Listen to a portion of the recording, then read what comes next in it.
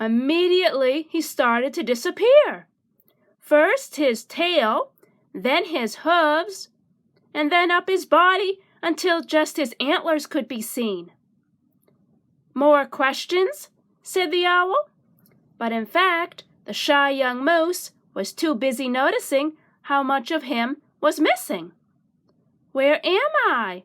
he wailed.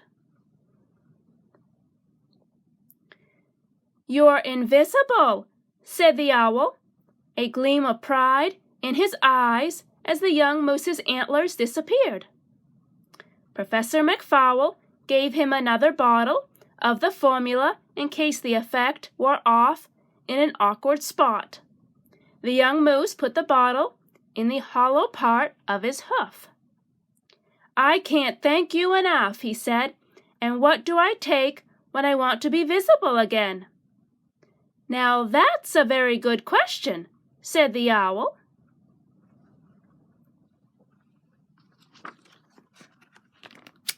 The next day, the young moose set off. He had memorized the directions.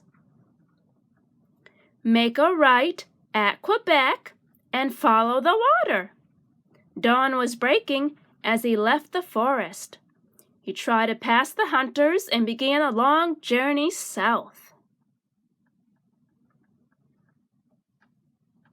Standing on logs, he rafted down rivers.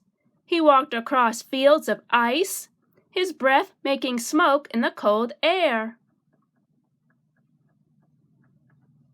He passed through small towns. Crossing the border did not pose a problem.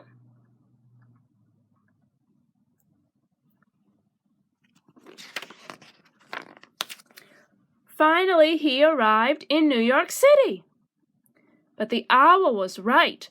There were no moose to be seen. And there were lots of buildings and crowds. He worried that in this strange forest of brick and metal, he would never find the one moose who was there. He looked for her everywhere.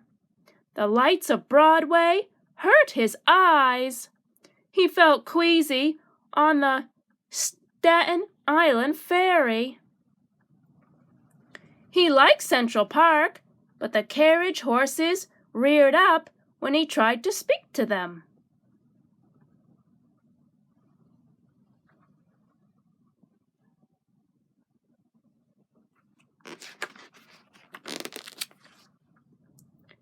One night, very hungry, he walked into a fancy restaurant and started grazing where the salads were being made. If people had been watching closely, they would have seen carrots and lettuce and mushrooms disappearing in the air.